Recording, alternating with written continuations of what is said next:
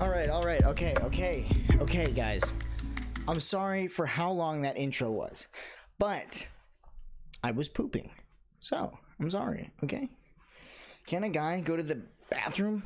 Huh? Push-ups, of course. Why are you guys obsessed with making me do push-ups? Why? For what reason? Too much information? Look, that's a normal amount of information. Okay? Completely normal. Normal amount of information. Sexy, factual, get out of here. What are you talking about? You guys are weird. All right. Why does no one have like name tags or like name badges? That's what they're called. What is up, Mimi? How you doing? Beto, how you doing? Cruz, what's going on? Early, yeah, we're doing it early because I don't have a job, so this is now my job. What is up, Dale? Stupid. Factual avocado, how you all doing? Okay, what's that? 20 push-ups. What's going on today? 30 push-ups. Today we are reading Daniel. Oh my goodness, 40 push-ups and 50. There it is. Today we're reading Daniel. Chapter 7, which is interesting because that's one of the first prophetic visions that I don't even understand, but that's what we're going to be reading. I'm going to be talking a little bit about my journey through the Bible. Yesterday I read Leviticus, and today I read Numbers. And it's been a wild ride to read that much kind of boring-ish thing. These early starts are catching you off guard. Why can't you redeem push-ups? Because there's a redeem limit of 50, and Factual redeemed all of them, and so did Gal and Avocado. But get wrecked. What is up, Seijo? How you doing? Yeah, push-ups are out of stock. That's what you get, guys, for making me do so many diggity dang push-ups all the time.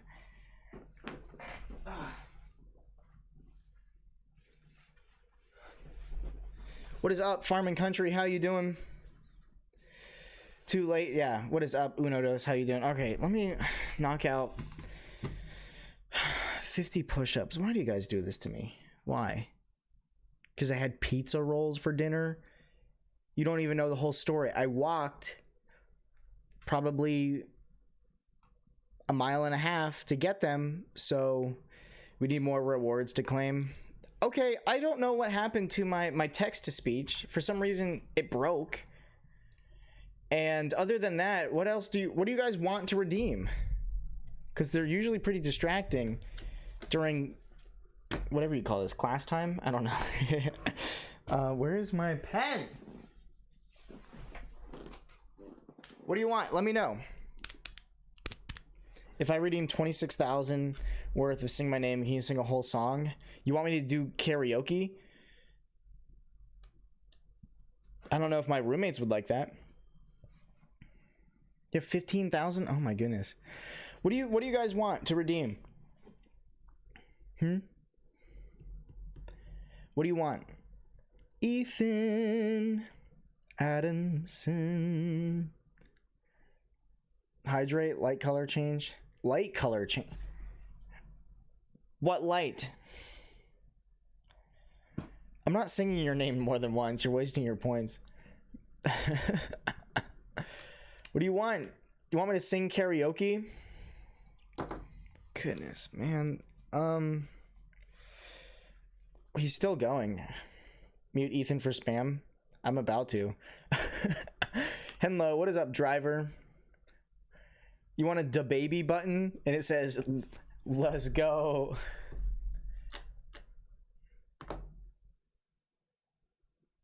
Mod privileges. Hat change? I can change my hat.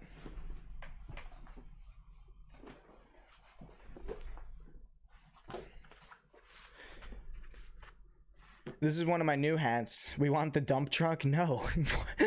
Excuse me, sir. You have to sing the whole song? Oh my goodness. This hat is cool because it says on the back, it says guns are fun in safe hands. And it says something about federal premium ammunition. So, oh wait, this is a gun store.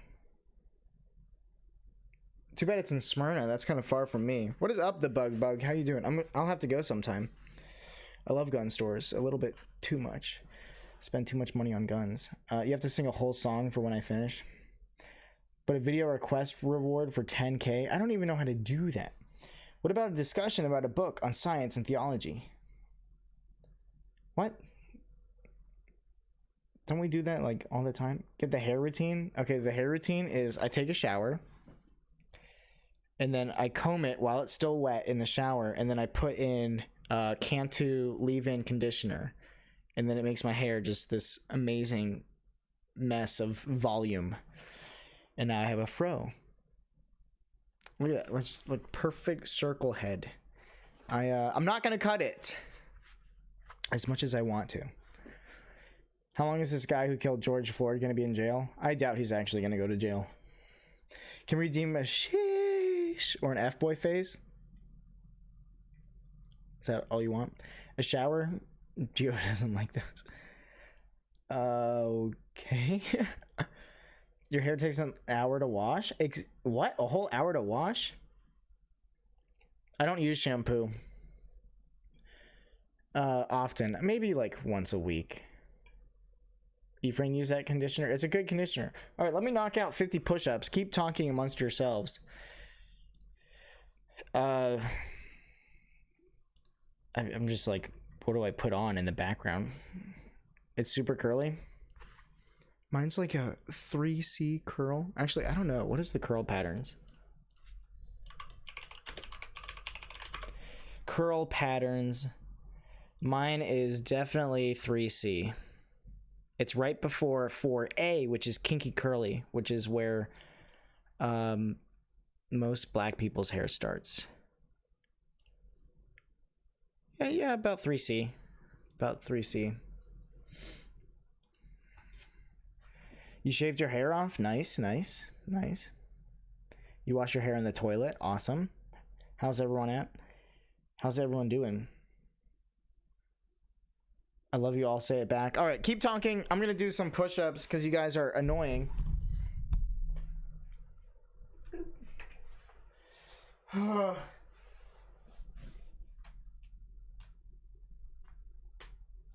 you hear my elbows cracking? Elbows?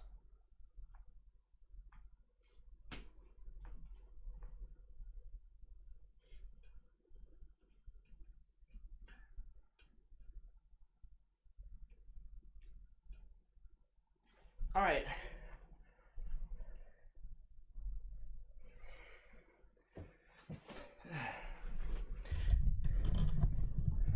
That's half. I'll do half later because we got stuff to do.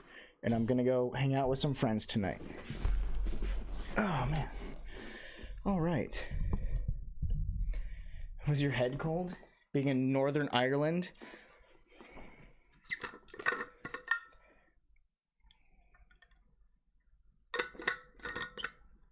Wait, what was Factual's message that's actually sus? Let me see this. Okay, anyway, I'm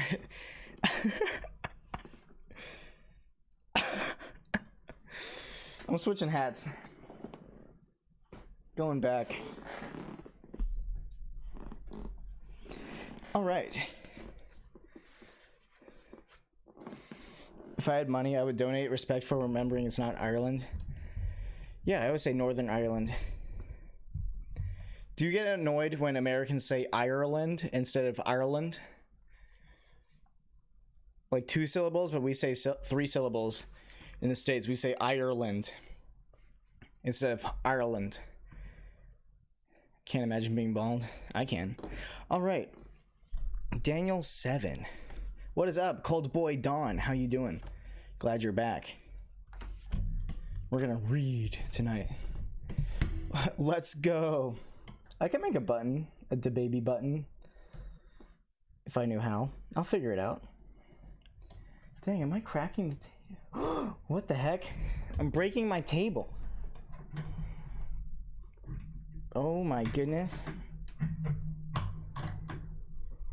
Hey, go show my TikTok some love. I made 2 TikToks today. Oh my goodness, the desk just collapsed. Look at... I'll send a picture to the Discord. I just broke the desk. Wow. Let's see. Alright, I'll send a picture to the Discord.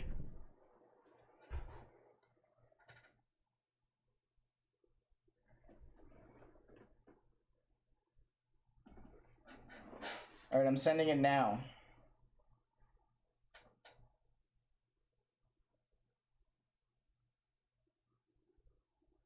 Alright, just sent. You don't have TikTok and you're never getting it? So you say that now. What the heck? Why did that break, dude?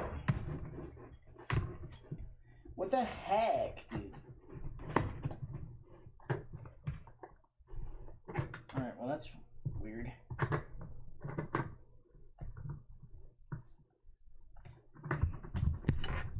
Can't really say that how many syllables you use annoys you.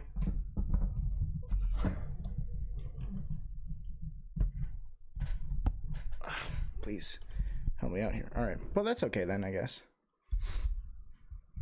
Look, Nightbot coming in clutch with the link to my TikTok. Follow me there, guys. Now that I am doing this full time until my next job, making TikToks every day, like 2 to 3 a day. Let's see. You've been saying that for 2 years. Nice, nice. Show my guy respect and get TikTok. I'm about to hit 7,000 followers. 7 more followers, I'll hit 7K. Anyway, let's read Daniel. Let's pray and then read Daniel 7. Dear God, thank you for this awesome night and this awesome day where we can just learn about you, Lord. Please give us understanding when it comes to tonight specifically, because we're going to be reading one of Daniel's visions, so please help us to understand it. In Jesus' name I pray, amen. All right, Daniel 7. In the first year of Belshazzar, king of Babylon, Daniel saw a dream and visions of his head as he lay in bed. Then he wrote down the dream and told the sum of the matter. Daniel declared, I saw in my vision by night, and behold, 4 winds of heaven were stirring up the great sea.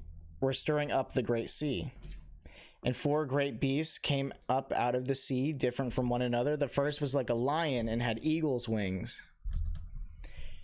Then I looked at its wings were plucked off, and it was lifted up from the ground and made to stand on 2 feet like a man, and the mind of a man was given to it. And behold, another beast, a second one, like a bear. It was raised up on one side. It had 3 ribs in its mouth between its teeth, and was told to rise, devour much flesh. After this I looked, and behold, another, like a leopard, had 4 wings of a bird on its back. And the beast had 4 heads, and dominion was given to it. After this I saw the night visions, and behold, a 4th beast, terrifying with dreadful and exceedingly strong. It had great iron teeth. It devoured and broke in pieces and stamped what was left with its feet. It was different from all the beasts that were before it, and it had 10 horns. I considered the horns, and behold, there came up among them another horn, a little one, before which 3 of the first horns were plucked up by the roots. And behold, in the horn were eyes, like the eyes of a man, and a mouth speaking great things. What is up, that potato? How you doing? What's up, that potato? I don't know what's going on in this dream, guys. Oh my goodness. As I looked, thrones were placed, and the Ancient of Days took his seat. His clothing was white as snow, and the hair of his head was like pure wool. His throne was fiery flames. Its wheels were burning fire. A stream of fire issued, and it came out from before him. 1,000 thousands served him, and 10,000 times 10,000 stood before him. The court sat in judgment, and the books were opened. I looked then because of the sound of the great words that the horn was speaking. And as I looked, the beast was killed, and its body destroyed and given over to be burned with fire. As for the rest of the beasts, their dominion was taken away, but their lives were prolonged for a season and a time. I saw in the night visions, and behold, with the clouds of heaven, there came one like a man, like a son of man. And he came to the Ancient of Days and was presented before him. And to him was given dominion and glory and a kingdom, that all peoples, nations, and languages should serve him. His dominion is an everlasting dominion, which shall not pass away, and his kingdom one that shall not be destroyed. Sounds a lot like Jesus, our main man. As for me, Daniel, my spirit within me was anxious, and the visions of my head alarmed me. I approached one of those who stood there and asked him the truth concerning all this. So he told me, and made known to me the interpretation of the things. Okay, so we get interpretation. All right. We get an interpretation. That's awesome. These 4 great beasts are 4 kings who shall arise out of the earth. But the saints of the Most High shall receive the kingdom and possess the kingdom forever, forever, and ever. Then I desired to know the truth about the 4th beast, which was different from all the rest, exceedingly terrifying, with its teeth of iron and claws of bronze, and which devoured and broke in pieces and stamped what was left with its feet. And about the 10 horns that were on its head, and the other horn that came up, and before 3 of them fell, the horn that had eyes and a mouth that spoke great things, and that seemed greater than its companions.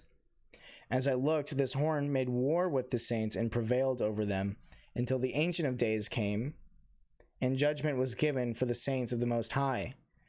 And the time came when the saints possessed the kingdom. Thus he said, as for the 4th beast, there shall be a 4th kingdom on earth, which shall be different from all the kingdoms, and it shall devour the whole earth, and trample it down, and break it to pieces. As for the 10 horns, out of this kingdom 10 kings shall arise, and then another shall arise after them. He shall be different from the former ones. He shall put down 3 kings. He shall speak words against the Most High, and shall wear out the saints of the Most High, and shall think to change the times in the law. And they shall be given into his hand for a time, times, and half a time. But the court shall sit in judgment, and his dominion shall be taken away, to be consumed and destroyed to the end. And the kingdom and the dominion and the greatness of the kingdoms under the whole heaven shall be given to the people of the saints of the Most High. His kingdom shall be an everlasting kingdom, and all dominions shall serve and obey him. Here is the end of the matter. As for me, Daniel, my thoughts greatly alarmed me, and my color changed, but I kept the matter in my heart. Okay. What is up, everyone? Jick Nos is in the chat. Woo, woo.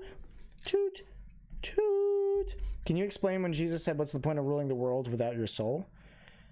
I don't understand, because it says you can't sell it. I think what you're talking about is selling your soul. Not selling your soul, is that losing his soul. Yeah, what does it profit a man to gain the whole world but forfeit his soul? Is another word for it. It basically means, what's the point of being rich, famous, having a ton of money, things, material objects, if you're just going to go to hell? 2 different answers? What do you mean 2 different answers? They're both the same answer. Yeah, you're not really selling your soul. You're just forfeiting it. You're being irresponsible with it. Let me see if I can find a YouTube video on the Daniel and the 4 beasts, because holy smokes, that was confusing. Please, one with... Okay, this one's got pictures. Let's watch this. It's literally how I work. It's just, this one has... Dude, factual. Stop thinking about it, dude. Read your Bible. Are you reading your Bible? If not, I'm mad. Okay, let's watch this video.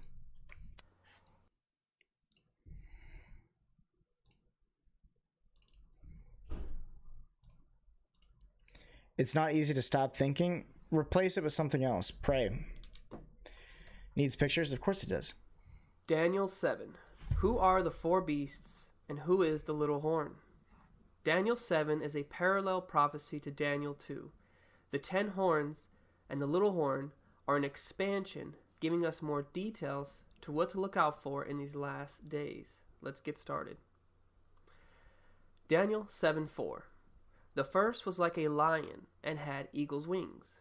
The first beast of Daniel 7 is a lion, And again, this is Babylon with King. Whoa, whoa, whoa, whoa, whoa. How do I make friends? It's so difficult. Goodness, I don't know. I've never had an issue making friends. Be yourself. Don't be a poser.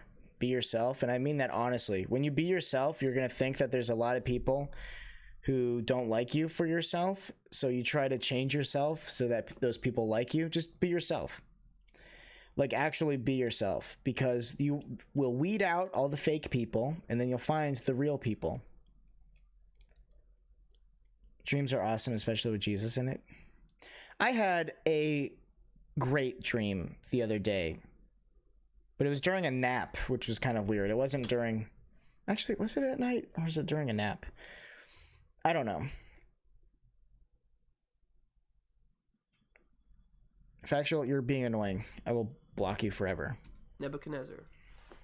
Daniel 7:5. And behold, another beast, a second, like to a bear, and it had 3 ribs in the mouth of it between the teeth of it. The second beast, the bear, is Medo-Persia. The 3 ribs represent the sides on which they ruled, the west, north, and the south. Daniel 7:6. I beheld, and lo, another, a leopard, which had upon the back of it 4 wings of a fowl. The beast had also 4 heads. The third beast, the leopard, is Greece, with the leader Alexander the Great. The 4 heads represent the 4 major generals under Alexander. Daniel 7:7. And behold, a 4th beast, dreadful and terrible, and strong exceedingly, and had great What did I dream teeth, about? and it had Not telling. 10 horns. The 4th beast represents the Roman Empire. Notice how it had iron, just like the Roman Empire of Daniel 2 had iron. It did have iron, horns of iron. The 10 horns that stem from Rome are again the 10 nations or kingdoms that rise up after the fall of the Roman Empire to make up the European kingdoms. And finally, from these 10 horns, there's the little horn. Daniel 7:8. I considered the horns, and behold, there came among them another little horn. So what did rise up among the 10 kingdoms or nations of Western Europe after the fall of Rome? The little city known as the Vatican, which is home to the Roman Catholic Church. Interesting. And its Pope. It's a little horn, or a little city, but it's powerful. So powerful that it plucked out 3 of the 10 kingdoms or horns. Verse 8. Before whom there were 3 of the first horns plucked up by the roots. Dang, dude, what the heck? These 3 horns or kingdoms, which were destroyed by the papacy, history tells us, are the Vandals, the Ostrogoths of central Italy, and the Lombards. Factual, do you pay attention at all?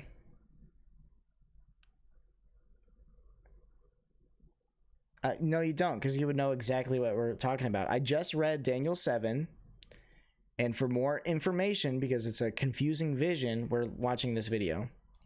Of northern Italy. Verse 8 goes on to tell us more details of this little horn. No guns. And behold, in this horn were eyes like the eyes of man, and a mouth speaking great things. This prophetic saying means that the little horn will claim authority and infallibility over all others, even kings. The Vatican definitely does that. Claiming even to this day to be the head of Christ's church, the substitute of Messiah, the vicar of Christ, claiming to be again the infallible Antichrist. and without error, with no What is up, room runs? to ever be challenged or questioned. The Catholic Church and its Pope have stood by this till this very day. This little horn makes war. Yeah,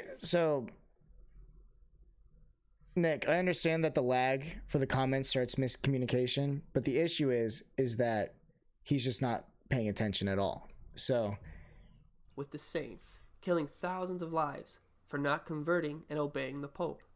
Daniel 7:21. I behold, and the same horn made war with the saints and prevailed against them. This little horn changes even the times and the seasons. Daniel 7:25. And he shall speak great words against the Most High, and think to change times and laws. We know that the papacy boasts of changing the Sabbath, the law of the Sabbath, from the 7th day to the 1st day of the week, Sunday, along with changing the calendar to the Gregorian calendar.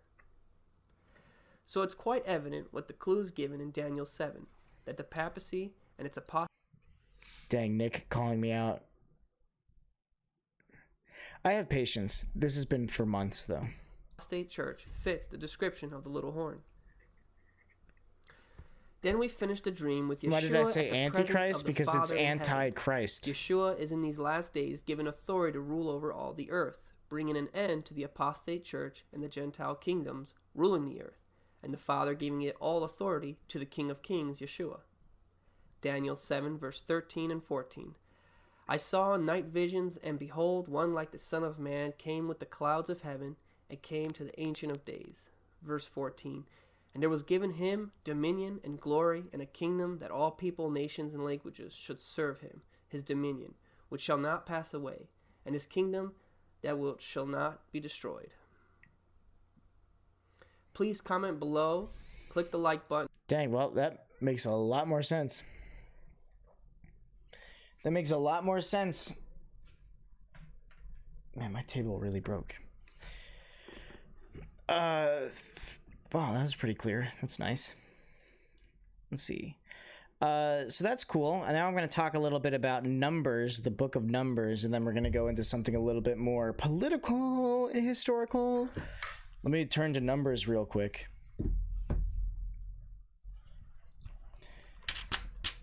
So in Numbers specifically, the stuff that I wanted to talk about was the anger of the Lord, because it's pretty fascinating.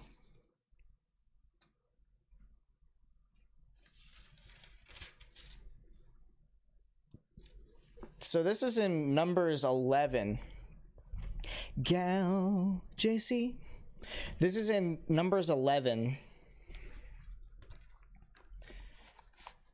Basically, the Israelites are the Hebrew people. They're in the wilderness right now, and they're eating manna every day. And they start complaining because they miss eating meat. So the Israel people, this is over in verse 18, are saying, who will give us meat to eat? For it is better for us in Egypt. So God literally pulls the Hebrew people out of Egypt who were slaves, and then they complain because they say it was better for us in Egypt, even though they were slaves, which is kind of hilarious. And then God says, I'm going to give them meat. So this is the Lord speaking.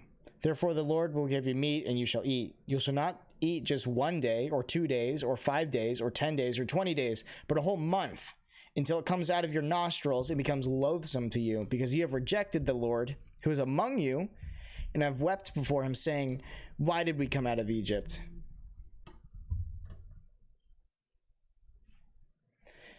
But Moses said, the people among whom I have are 600,000 on foot. So there's over 600,000 people. And you have said, I will give them meat, that they may eat a whole month? Shall flocks and herds be slaughtered for them, and be enough for them? Or shall all the fish of the sea be gathered together for them, and be enough for them? So Moses is saying, God, are you sure there's enough meat for 600,000 people for a whole month to eat? And this is the best response I've ever heard. And the Lord said to Moses, is the Lord's hand shortened? Now you shall see whether my word will come true for you or not. That's so just like snappy, but the Lord is like, who do you think I am? I think that's pretty hilarious. For those of you who want to read it, that is in Numbers 11. All right. Also, in Numbers I wanted to read is in 14. This is when the people start rebelling. So there's this is in verse 2. And all the people of Israel grumbled against Moses and Aaron.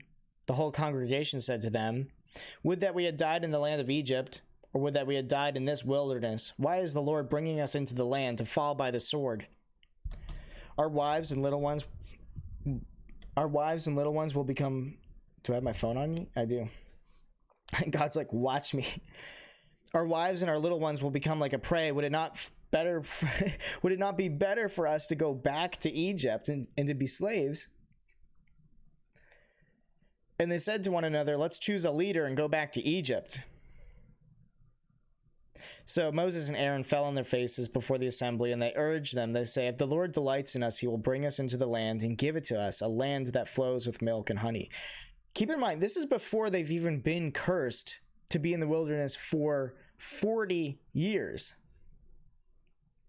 They're moments away from being in the gifted land, but they start complaining early. And this is kind of a really sad verse I'm about to read, but it's Numbers 14 verse 11. Really sad because it's very applicable to how we view God today, and I've been guilty of it myself. Listen to this. And the Lord said to Moses, how long will this people despise me? And how long will they not believe in me in spite of all the signs that I have done among them? So God's saying, how long are they not going to believe in me? Regarding the Daniel video, there's more than one way to interpret the different visions. They're all related to how one views biblical eschatology. Makes sense to me. So we get this kind of sad response from the Lord where he says, how long are these people going to despise me? How long are they not going to believe in me despite all the stuff I've done for them? You're like, oh, that's kind of sad. And then immediately he says, I will strike them with pestilence and disinherit them and make an even greater nation. But Moses prays to him. And Moses says, and then Moses says, the Lord is slow to anger and abounding in steadfast love, forgiving iniquity and transgression. But he will by no means clear the guilty, visiting the iniquity of the fathers on the children to the third and fourth generation. Please pardon the iniquity of the people according to the greatness of your steadfast love, just as you have forgiven this people from Egypt until now. So we tend to think like, okay, Old Testament God is angry, New Testament God, all loving, all nice, super good guy. But he's really the same. We know that our God never changes. The only difference is that in the New Testament, we have Christ. We have the perfect sacrifice. He says it's over, meaning his wrath has been, it's over. It's been atoned for. So I thought that was interesting when I was reading Numbers today. Tomorrow I'm going to read Deuteronomy, which is, once I get through Deuteronomy, I'll be chilling, because, man, these books are tough.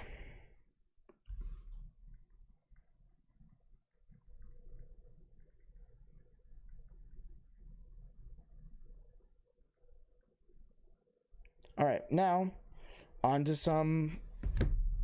I keep thinking if I do something bad will happen. What does that mean?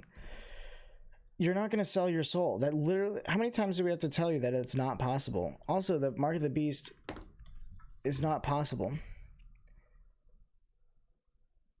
You're saying everything so you cannot delete? You say this every day, though. I don't know what more we have to tell you.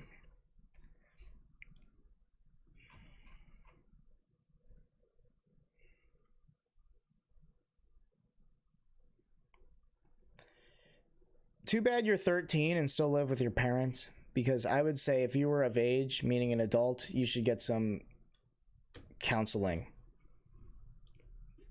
But until then, I agree with Ethan, read the Bible every day.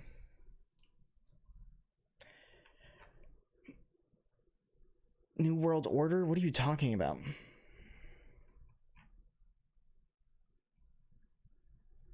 What exactly are you reading, Factual?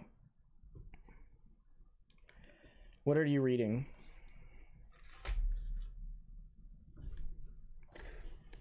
I read Leviticus yesterday. Factual, what are you reading?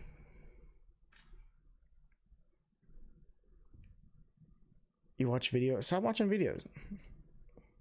Read the Bible. Here, Factual, join voice chat real quick.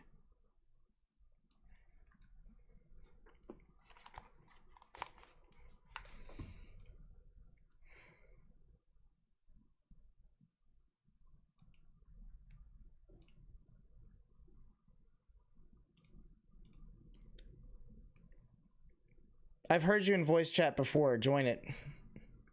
It's your only chance.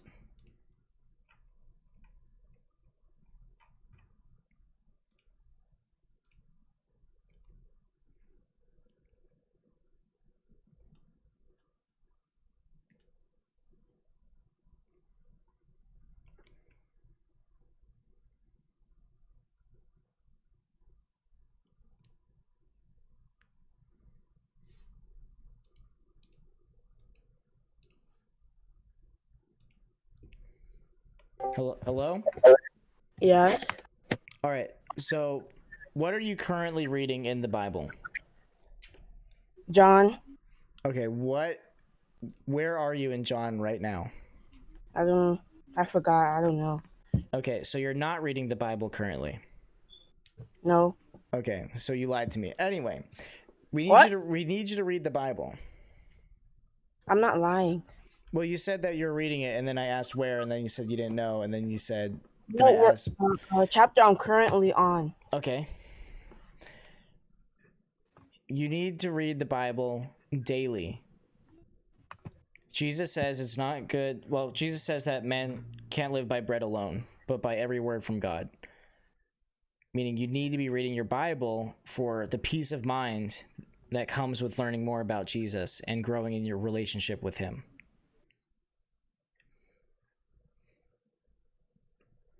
Hello? Yeah. So, here's what I don't like to see, because we do have a good community here that does care about you, right? Do you think we care about you? Yeah. Okay. We need to see a little bit more effort from your end, meaning you have to read your Bible or else we can't help you. Because we're already praying for you. We're already giving you good advice, but you need to take that advice. All right. I'll try. Don't try, just do it. Every time I've ever said I'll try, I usually failed, but when I say I'll do it, I do it. So I think John is the best place to start. Read a whole chapter every day. And if you're distracted while you're reading it, read that chapter again. It takes about 5 minutes to read a chapter. All right. I'll do it. Okay, good, because we'll hold you accountable. We'll ask you tomorrow and the next day and the next day and the next day if you're reading your Bible. And if not, there's nothing we can do to help you. With all these intrusive thoughts, we can't help you. Only Jesus can. But you have to put in the effort. All right. All right. Thanks for calling. You're welcome. All right. Anyway, guys, I have an article for us that I think is going to be really interesting. So we're kind of done the Bible portion. Now we're on to the biblical worldview portion. I found this article. It's talking about, the title is How Welfare Undermines Marriage and What to Do About It. And I noticed this, and there's going to be some statistics that we're going to see, and it's because it's really interesting. So let me read this. And the reason I'm pulling it up instead of just reading it to you is because there are these little graphs.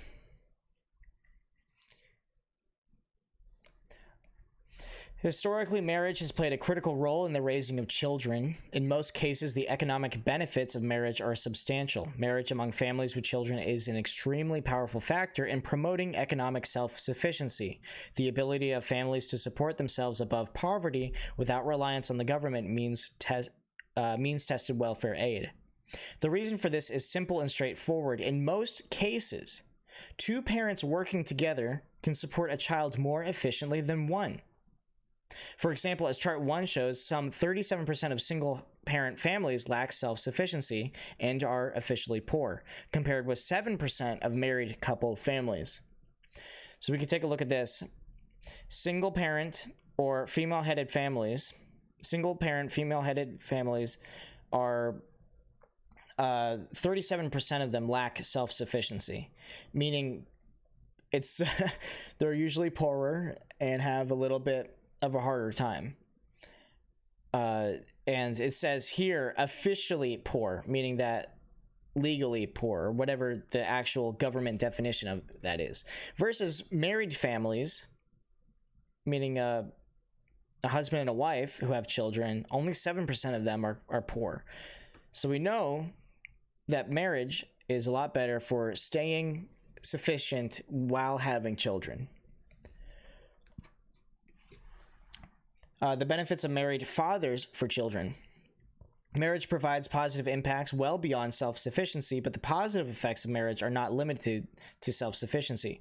Children raised by married parents have substantially better life outcomes compared with similar children raised in single-parent homes. When compared with children in intact married homes, children raised by single parents are more likely to have emotional and behavioral problems, be physically abused, smoke, drink, and use drugs, be aggressive, engage in violent, delinquent, and criminal behavior, and have poor school performance, be expelled from school, and drop out of high school. Many of these negative outcomes are associated with the higher poverty rates of single mothers. In many cases, however, the improvements in child well-being are that associated with marriage persist even after adjusting for differences in family income. This indicates that the father brings more to his home than just a paycheck. Uno dos, I totally agree that family is the smallest form of government. The effect of married fathers on a child's outcomes can be quite pronounced. For example, examination of families with the same race and same parental education shows that, compared with most intact married families, children from single-parent homes are more than twice as likely to be arrested for juvenile crime. So this is single-parent homes, the children. Twice as likely to be treated for emotional and behavioral problems. Roughly twice as likely to be suspended or expelled from school, and a third more likely to drop out before completing high school. The effects of being raised in a single-parent home continue into adulthood. Comparing families of same race and similar incomes, children from broken and single-parent homes are 3 times more likely to end up in jail by the time they reach age 30 than are children raised in intact married families. Compared with girls raised in similar married families, girls from a single-parent home are more than twice as likely to have a child without being married, therefore repeating the negative cycle for another generation. So it just keeps progressing and actually being worse and worse and worse. Is that for males, by age 30, they're more than 3 times as likely to end in jail, and women are twice as likely to have a child without being married. And this is all because of a single parent home. We haven't even gotten to the biblical aspects of this. Finally, the decline of marriage contributes to the declining self-sufficiency and increased official poverty in future generations. Children living in single-parent homes are 50% more likely to experience official poverty as adults when compared with children from intact married homes. This intergenerational poverty effect persists even after adjusting for the original differences in family income and poverty during childhood. So, can we think potentially of, I don't even want to say a people group, but I would say a class, meaning like lower class people that typically are poorer? It might be because they're not getting married, they're not showing those marriage commitments and raising children to be to give the best possible.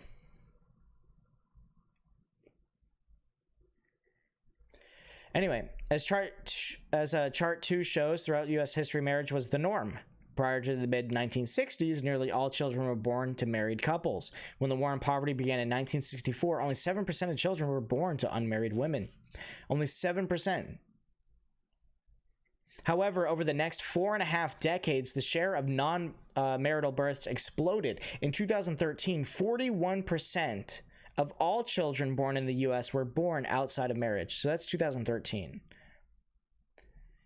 Which means nearly half of all of our children are born outside of marriage. So if half of our people, let's just think logically here. If half of our people are born outside of marriage, that means they have a single parent, which means they are more than twice as likely to be arrested for juvenile crime, twice as likely to be treated for emotional behavioral problems, roughly twice as likely to be suspended, expelled from school, and third more likely to drop out before completing high school. No wonder there is a decline in America. No wonder there's a decline in our people, how smart they are, how educated they are. It is because nearly half of children are born into a single parent home, where their odds are greatly increased against them.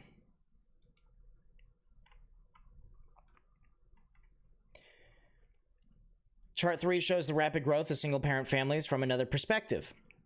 As the chart shows, there's been no significant increase in the number of married couple families with children in the U.S. since 1965. By contrast, the number of single-parent families with children has skyrocketed to nearly 10 million, rising from 3.3 million in 1965 to 13.2 million in 2012. Since single-parent families are roughly 4 times more likely to lack self-sufficiency and be officially poor, this unraveling of the family structure has exerted a powerful downward pull against self-sufficiency and substantially boosted the official child poverty rate. When the war on poverty began, 36% of poor families with children were headed by single parents. Today, the figure is 68%.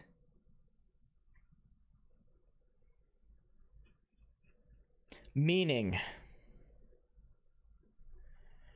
the war on poverty didn't work.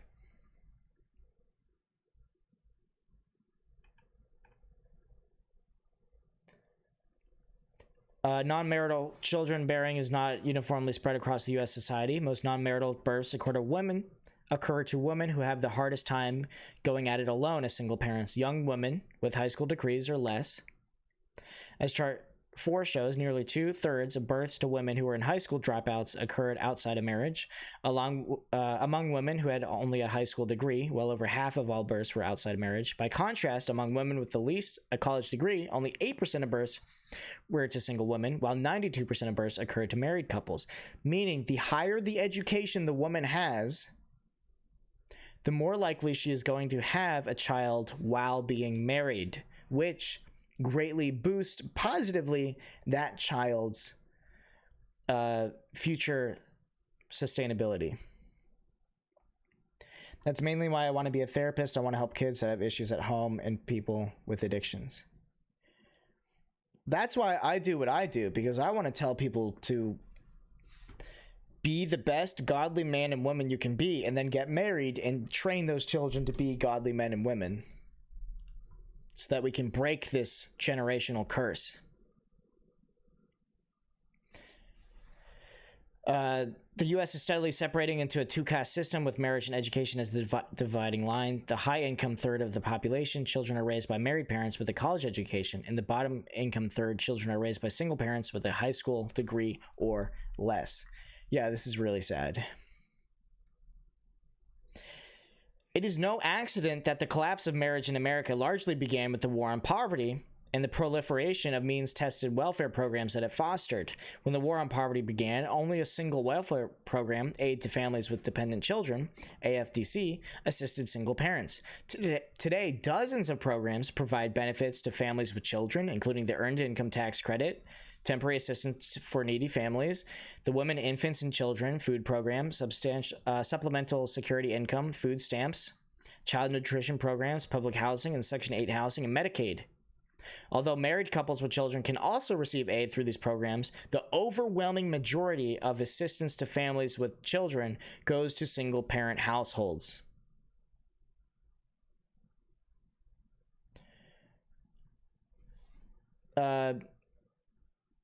The burgeoning welfare state has promoted single parenthood in two ways. First, the means-tested welfare programs, such as those described above, financially enable single parenthood. It is difficult for single mothers with a high school degree or less to support children without the aid of another parent. Means-tested welfare programs substantially reduce this difficulty by providing extensive support to single parents. Welfare thereby reduces the financial need for marriage. Since the beginning of the war on poverty, less educated mothers have increasingly become married to the welfare state and to the U.S. taxpayer rather than to the fathers of their children. Wow. What is up, yo boy? How you doing? As means-tested benefits expanded, welfare began to serve as a substitute for a husband in the home, and low-income marriage began to disappear. As husbands left the home, the need for more welfare to support single mothers increased. The war on poverty created a destructive feedback loop. Welfare promoted the decline of marriage, which generated a need for more welfare. It's a cycle, and it's what we call a vicious cycle. It's terrible. Wow. A second major problem is that the means-tested welfare system actively penalizes low-income parents who do marry. All means-tested welfare programs are designed so that a family's benefits are reduced as earnings rise. In practice, that means that if a low-income single mother marries an employed father, her welfare benefits will generally be substantially reduced. The mother can maximize welfare by remaining unmarried and keeping the father's income, quote, off the books. For example, a single mother with 2 children who earns $15,000 per year would generally receive about $5,200 per year of food stamp benefits. However, if she marries a father with the same earnings level, her food stamps would be cut to 0. A single mother receiving benefits from Section 8 or public housing will receive a subsidy worth, on average, about $11,000 per year if she was not employed. But if she marries a man earning $20,000 a year, these benefits would be cut nearly in half. Both food stamps and housing programs provide very real financial incentives for couples to remain separate and unmarried. I can personally testify to this. When I was looking for an apartment in Atlanta, I went to this one apartment that was really cheap. It was cheap. And I was like, this is amazing. It looks nice. It's cheap. Why is it cheap? Well, I went there and they said, hey, you can live here as long as you don't make over $40,000 a year.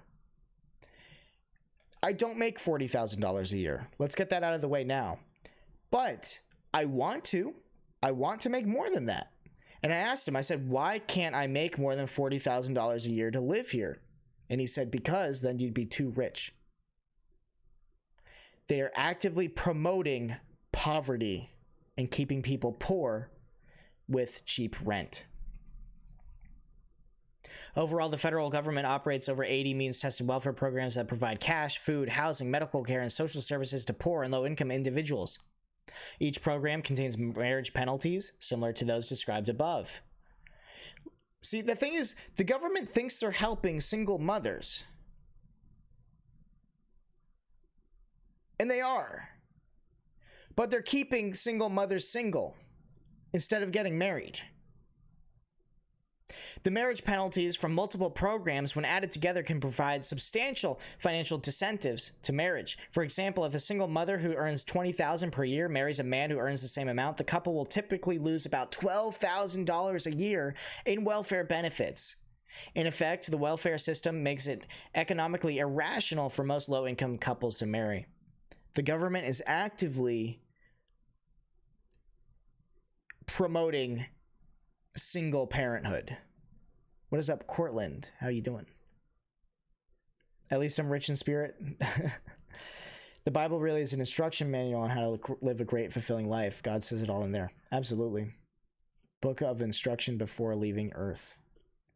Amazing. The anti-marriage aspect of the welfare state can be illustrated by comparing means-tested welfare with the federal income tax code. For example, under a progressive income tax system with only a single schedule of tax rates, indiscriminately covering both single persons and married couples, nearly all individuals would experience an increase in taxes owed when they married, and lower taxes if they remain separate or divorce. The current federal income tax system mitigates this anti-marriage effect by having a separate tax schedules for singles and married couples. By contrast, the means-tested welfare system in most cases do not have a separate schedule for married couples. When a low-income mother and father marry, they will generally experience a sharp drop in benefits and their joint income will fall. The anti-marriage penalty is often most severe among married couples where both parents are employed. Terrible, terrible stuff. These anti-marriage penalties are harmful to mothers, fathers, children, and society at large. Reform is needed. Yet, with over 80 different means-tested aid programs, the U.S. welfare system is very complex. Eliminating all anti-marriage incentives in these programs overnight would be very expensive. However, policymakers can reduce welfare's anti-marriage penalties incrementally. A positive first step in this incremental process would be to reform the EITC. For the most part, the EITC provides refundable tax credits to low-income parents who have no federal income tax liability. The EITC is superior to all other means-tested welfare programs because parents must work in order to be eligible for benefits. That's good. You gotta work if you want the benefits. In contrast to other welfare programs, the EITC has slightly different benefit schedules for married couples and single parents. These mitigate but do not eliminate the anti-marriage incentives provided by the program. Policymakers should build on their strengths of the EITC by toughening its work standards, preventing fraud, and further reducing its marriage penalties. A properly reformed EITC could begin to offset the marriage penalties in other welfare programs. By contrast, increasing the EITC for unmarried fathers who do not support their children is bad policy that intensifies the anti-marriage incentives within the welfare system. Such a policy would increase overall welfare benefits for parents who do not marry and increase the benefits lost when the couple does marry. Conclusion. Marriage is good for children, mothers, and fathers, but marriage is disappearing in low-income communities. In part, this is due to the fact that U.S. welfare system actively penalizes many low-income parents who do marry. The anti-marriage incentives built into the welfare state are indefensible. Policymakers should reduce welfare's anti-marriage penalties.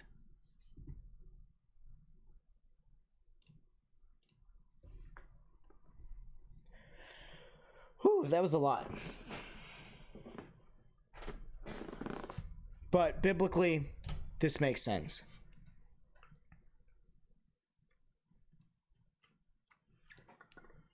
Biblically, the only children that should be born to married couples.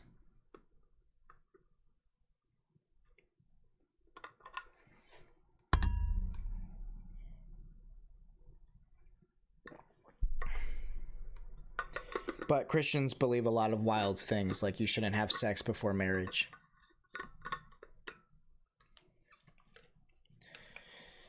So, interesting stuff. Baba Bowie. What is up, Repsy Jones? How you doing? Glad you're here. You guys still with me? Where'd y'all go? Guys still with me?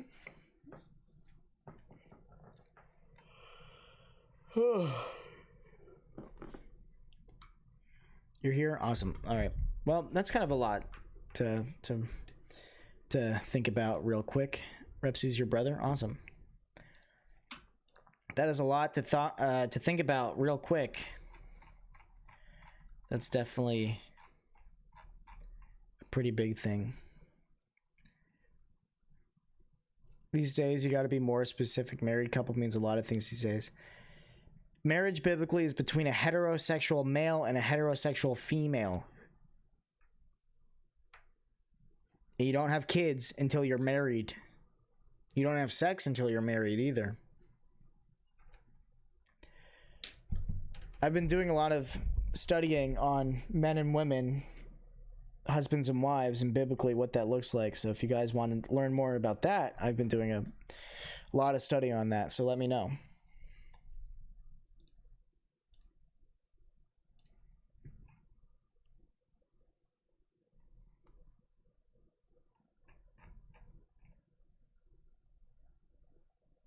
That's right. You found out that the people that me family believe in, what? What do they believe?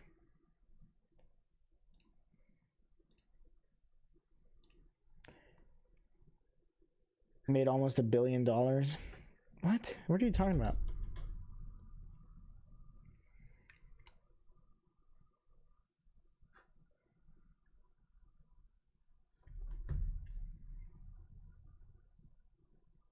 I wonder what I would do if I had $1 billion.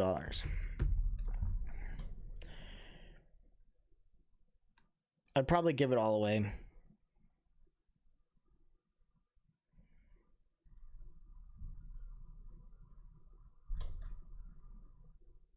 If someone dropped $1 billion on my lap right now, I would save like 10K, give the rest away, because I like, even though I'm not necessarily wealthy by any means, I really like the process.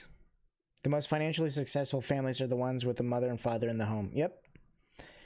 Buy a house, parents' house, car, land, and charity. Buy a car first. My car is fine. Then buy food. I have food.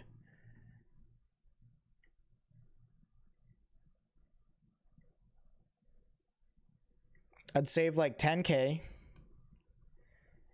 because that'd be very helpful right now. And then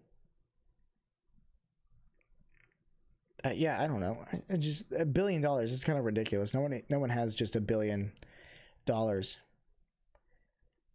in liquid funds. Invest for your future generation. Yeah.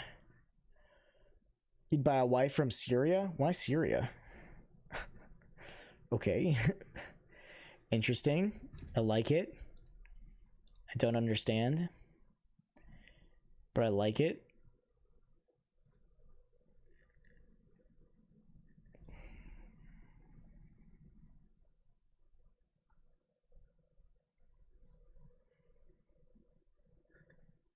It starts in the 1960s. Then from there, they made the Unification Church. I've never heard that. Cheaper from Syria. They all want to flee to the UK anyway. Nice.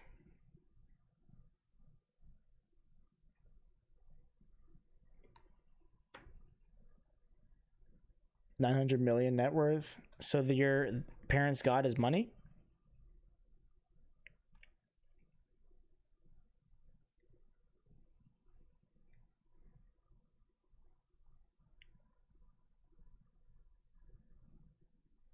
You're absolutely mad. Look at you using British slang.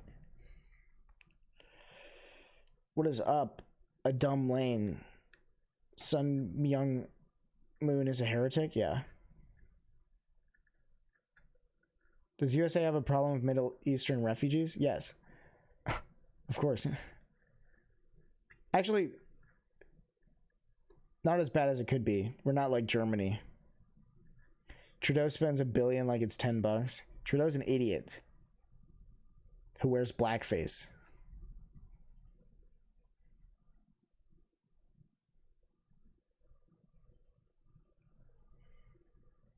What's a heretic? Heretic's not a drug. A heretic is a false teacher. They come on boats to your beaches? Dang, dude.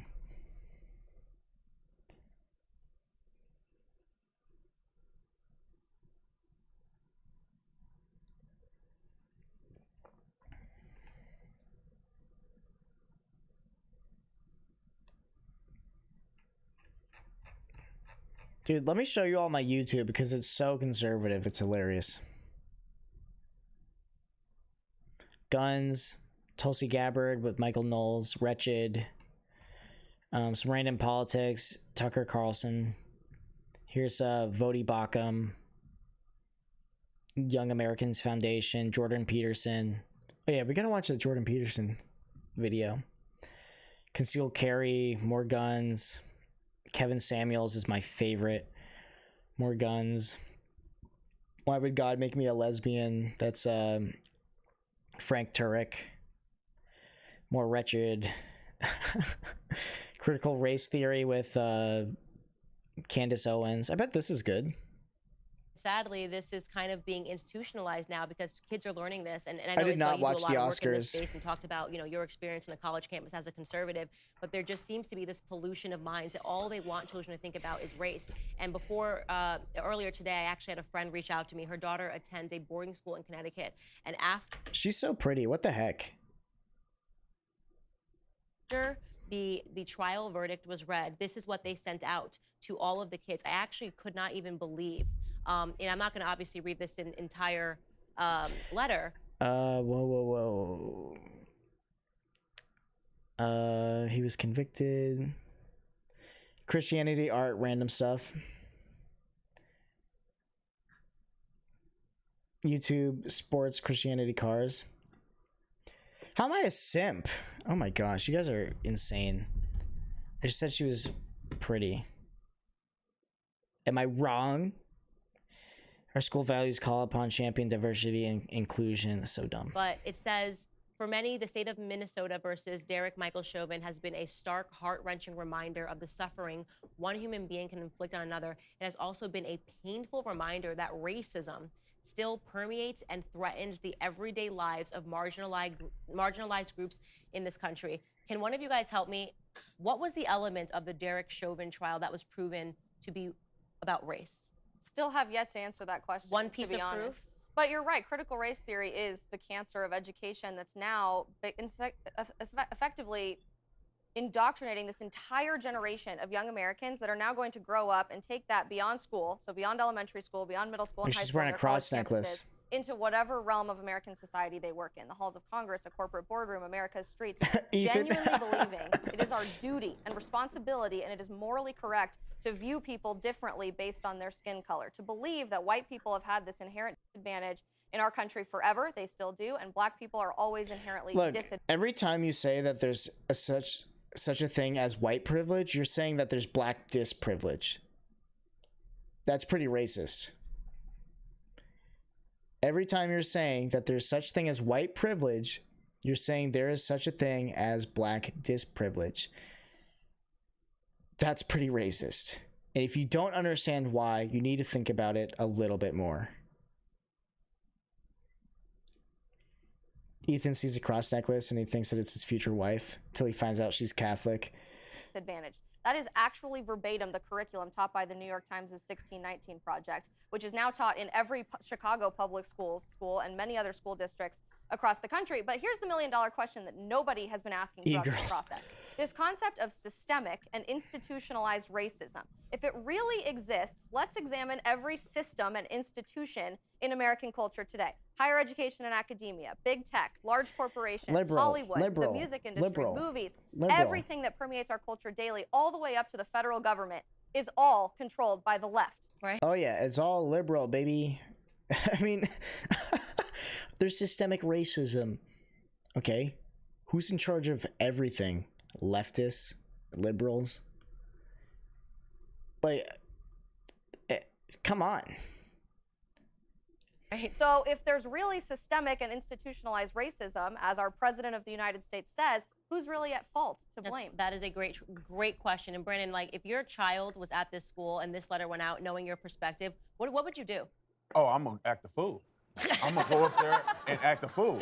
They're gonna have to call the police on me and everything. You know, Which is your opportunity to become a victim, by the way. Right, call right. the police. Hey, yeah, I'm gonna get some money out of this, but this is unacceptable. You don't brainwash kids like this. Let me tell you this: the people who are teaching their kids to love this country and to be accountable for your actions, they are succeeding. You are succeeding. I'm succeeding. When you look at this stuff, if you teach your kids to be a victim their entire life, they will be the bums walking around with no job, being a permanent activist. Especially since they're most likely in single-parent homes. So we already know that they're 2 times as likely and 3 times as likely to go to jail, be single mothers, not even graduate high school, drop out of high school, go to jail or juvenile detention or juvie, whatever you want to call it. Like, they've already got the world stacked against them. Let's not make it worse by saying that they're inherently disprivileged. They're not going to own businesses. They're not going to make it up the corporate ladder. Nobody's going to hire these people. I will never hire somebody that's sitting around making excuses. When I hire people, I do interviews and I talk to them. What value do you bring to the table? If you say something stupid like systemic racism or something, I will never hire you.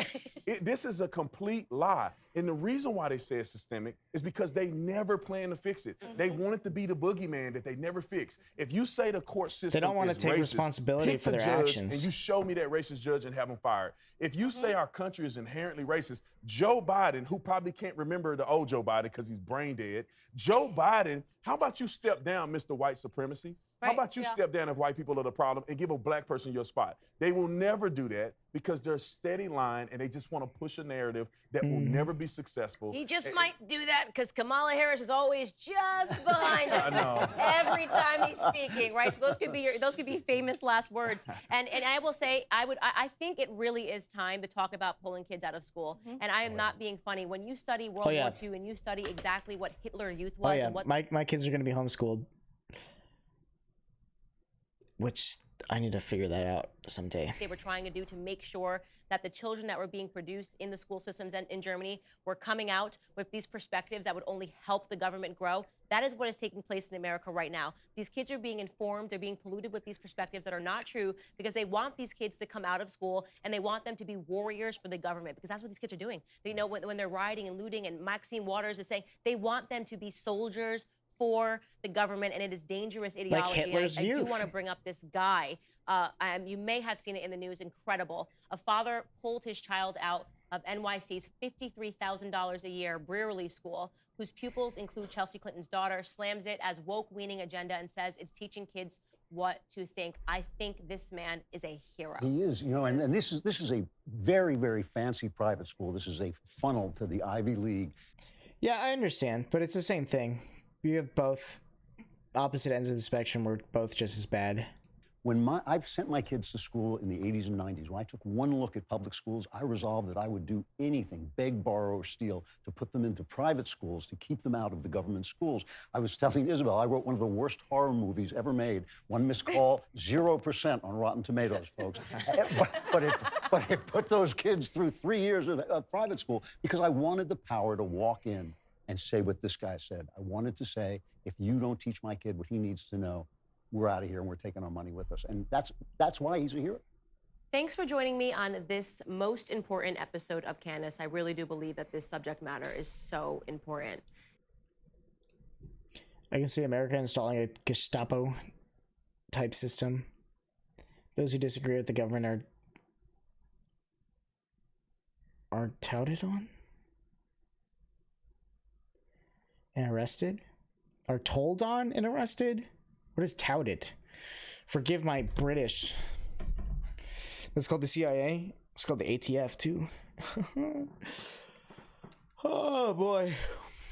Look, guys, I'm actually very optimistic because people are waking up to the trash. People are waking up to the trash and they're saying, what the heck is going on? We can't keep doing this. People are waking up. And they're saying, this is dumb. Sounds terrible. It would lead to the division of families.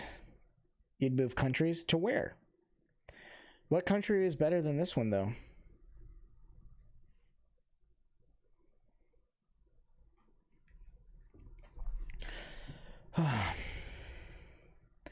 All right. That's about it for me tonight. I'm going to go hang out with a friend. Good stuff, guys. Stay woke. Stay woke. Factual, all you could do is pray for them at that point. America's the best country in the world. The left just refuses to recognize it. Yeah. All right, guys. Thank you so much for watching. I'm very much enjoying these streams. Make sure you go to my TikTok and blow them up. You can always support me just by sharing this with your friends or sharing it wherever. I don't really know. Active commenting always helps, and you guys are the best active commenters ever. Thank you guys so much. I am gonna go upload this to YouTube and then edit a couple TikToks out of this as well, and I guess I'll be done for the night. So, all right, guys, I'll see you all later. Thanks for hanging out. Goodbye. Goodbye. Yeah. Yeah, support me through prayer. Thank you.